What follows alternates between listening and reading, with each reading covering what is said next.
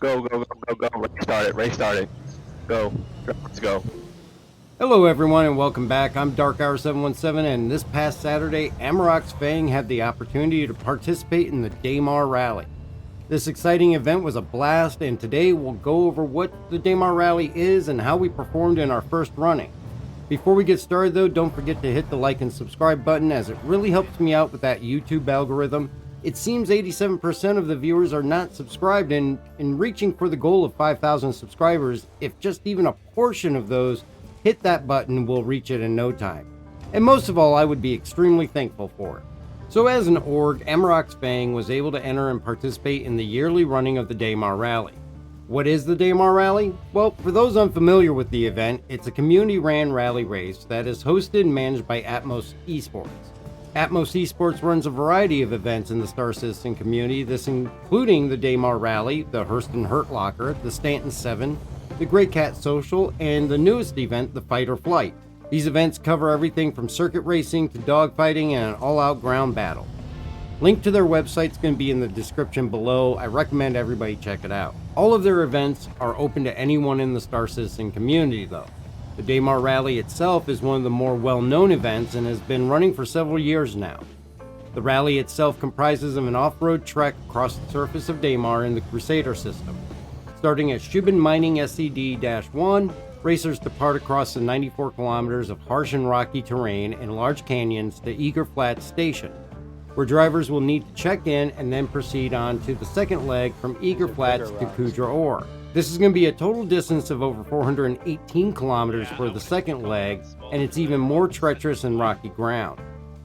The race is broken down into 3 divisions: bikes, which consist of vehicles such as the Drake Dragonfly, a Poa Nox, and Nox Q; buggies, which consist of the Tumbril Cyclone model of vehicles; and the trucks, which include the Ursa Rovers and new this year, the Anvil Spartan. Teams consist of up to 4 crew members in either a driver or support role. Teams can have 1 support ship that is capable of carrying additional racing vehicles, medical supplies, food, water, and remaining team members. The premise of the race is simple from the start: make it from point A to point B and eventually point C in the shortest time possible. If at any time you die, you're out of the race. Though if you have remaining teammates and vehicles, they can pick up from where you died or your last reported position. Position reporting through the Atmos Esports web app is very important for this reason and is usually completed by your support team. As long as 1 member and 1 vehicle is still operable though, you remain in the race. Every year it is well known though that not all teams are really going to complete this. The terrain takes its toll on your vehicles and many breakdowns do occur. On top of breakdowns, the event itself is a partially weapons-free event, which means racers can also take action and remove other teams from the competition, with the exception of the support crew. The support ship is not permitted to ever fire upon a racer or other support ship, but can be shot at by other racers. Obviously, the support ship has a lot more flexibility in being able to move out of range of any attack on it by a racer though. In the past, there have been several checkpoints over the second leg of the race, consisting of a couple of Starfarer checkpoints as well as the midpoint Reclaimer check-in on the Betty. Though this year they were removed to simplify the course, along the way the teams are permitted to swap drivers and vehicles at any time and any place along the course. Swap outs are required to be reported through the Gilded chat and must take place while stationary on the ground. Also, as the race proceeds, needs to replenish oxygen can be fulfilled by the support ship by swapping drivers, or allow the current driver to board the support ship to replenish while staying stationary. Medical gameplay has also introduced a new aspect into the race this year, in that if a driver is incapacitated, the support crew is permitted to land and recover the driver and get him back on his way in his vehicle, or use a spare vehicle to get him back on track. The course itself is definitely not a friendly one for any vehicle. Daymar's surface is littered heavily with boulders and rocks of all sizes, as well as a surface that is heavily scarred with deep valleys and ravines between the checkpoints. It really is an endurance race that will test the patience of the drivers. As this was the first year that the org would be participating, I initially did not expect that we would get much attention or acknowledgement from the race officials. I will say though that I was honestly shocked at how personal the event felt from the get-go. Atmos Esports set up a system on Gilded that allowed all the teams to have open communication with the planners and officiants, and any request or question that was sent in typically got answered within minutes by the administrators. Their absolute professionalism shined as even a week before the race, our server leader was visiting our live stream to introduce himself and say hello. The team at Atmos went far above and beyond anything I expected in regards to the one-on-one contact with the team. The day of the race was Saturday, January 15th, and the plan was that Atmos Esports arranged to take up 13 servers. This would accommodate all the divisions, and they would all run simultaneously with their server leaders forming parties at menus, and all 13 servers launching in at the same time. The servers were to be populated with 50 participants and officiants, essentially server locking entry to keep non-participants from interrupting the race. Though in theory this was a great plan, they could not account for last-minute dropouts, but the available open space was kept to a minimum, and on our server we only had 5 open spots when we launched in. We had about an hour before the race would start to group up and reach Daymar, and group up at the starting point on SCD-1. This would allow any team that still had to collect their race vehicles time to do so. We actually pre-staged our vehicles on our C2 and set it up at CRUL1 to be able to reach the starting point quickly and have time if needed for any last-minute adjustments. During this time, we did experience a technical malfunction with the Gilded app, which due to the high number of people, crashed the voice server. Again, the professionalism of Atmos Esports shined here in that they were able to use their relationship with Gilded to immediately get the Gilded developers to replace the voice server and get the communications back up in a more than reasonable amount of time. While we did have a delay on the start of about an hour, the troubleshooting and resolutions needed to be implemented by both the Atmos Esports and Gilded teams was very impressive. Once we were back on track and the race was to begin, of course, a huge concern is making sure I had enough oxygen to maximize the distance I could travel without stopping, as the Cyclone does not provide an oxygen-rich environment because of the open cabin. This meant that 2 minutes before the start of the race, I had to run into a hab to replenish my oxygen and make it back to the Cyclone before the starting bell.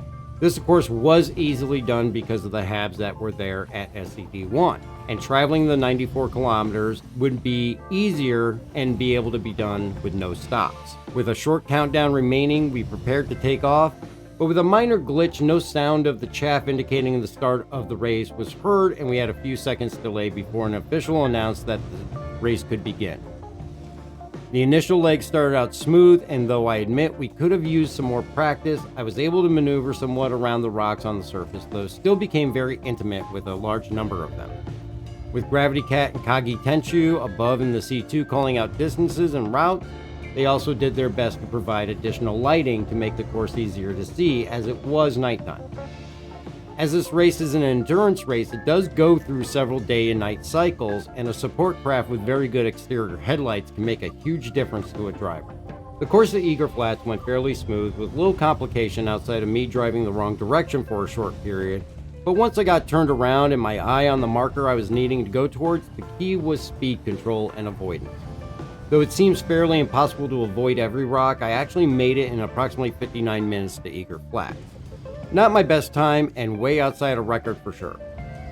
The time spent driving the wrong direction really hurt the time quite a bit. The expectation I had going in was one that I wanted to at least finish the race though. I was not expecting we would place or be a heavy contender for placing, as we did do minimal practicing and the team was doing this for the first time ever. Through the first leg, Kagi Tenshu and Gravity Cat did an excellent job calling out obstacles and tracks to aim for to get around large outcroppings and mountains. Once I did reach Eager Flats, I was able to check in fairly quickly, making sure I crossed the threshold of both airlock doors, then immediately getting back into the Cyclone to head to the C2 and swap out, sending Gravity Cat out on his way. Due to the large number of player tags, there was a brief difficulty in determining the position of the C2, but I did eventually locate it, and one repositioning later was able to drive up the ramp with my RC. With some obvious damage and definitely a few missing pieces, I shut it down as Gravity Cat took off out the ramp and on his way. Gravity Cat began the arduous journey from Eager Flats to Kuja Ore with an anticipated hour-long drive before needing to swap drivers and vehicles again. Taking on some of the rockiest portions of the rally, he navigated through the terrain beautifully. Flying the C2 above, I was doing what I could to call out the terrain ahead, and Kagi Tenchu worked on reporting positions and calling items that I missed. For a solid 21 minutes, this continued as Gravity Cat made up some ground I had lost, and as we approached the sunset on Daymar, the C2 was rocked by an explosion in the rear. As I was in third person, it looked as though we'd been hit by something large.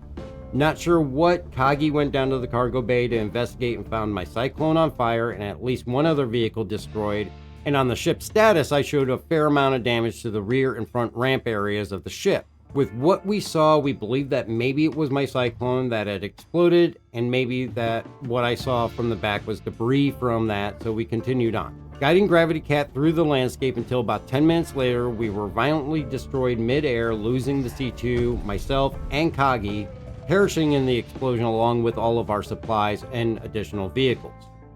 Gravity Cat unscathed though continued on racing, and through the viewers on Twitch we determined we were actually rammed by another ship.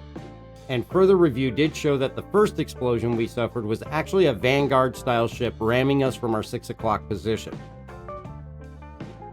Gravity Cat was all on his own now, and with no guidance and no support ship, with only what oxygen he had left in his armor due to the fact that in this current patch, oxypens are not working.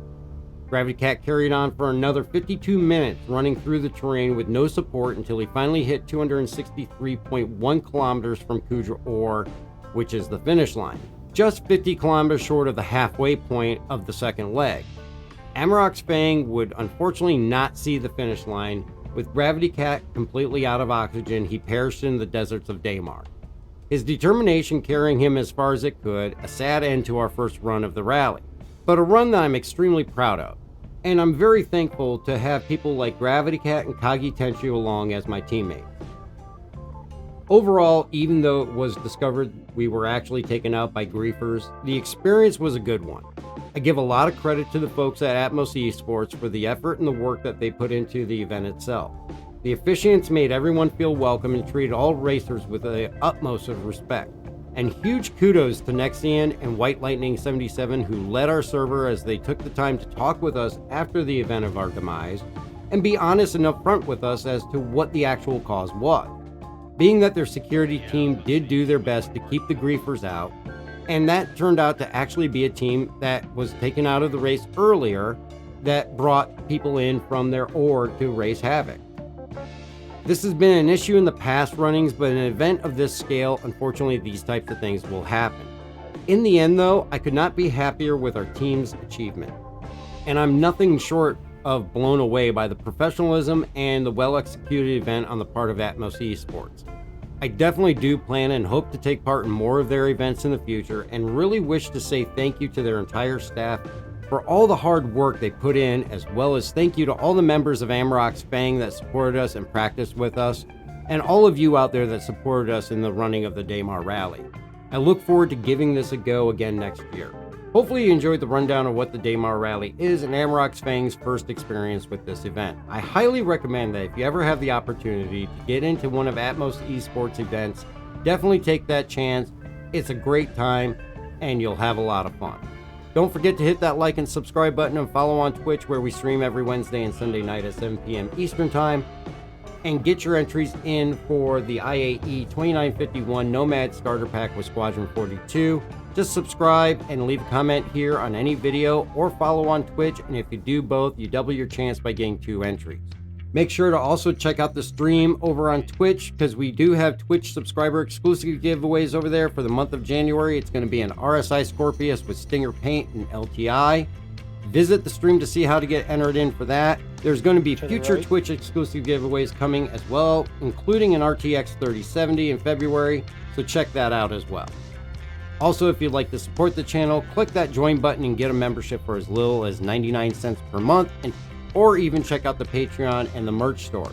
I want to say thank you again to everyone for all the support. I greatly appreciate it, and we will catch you next time.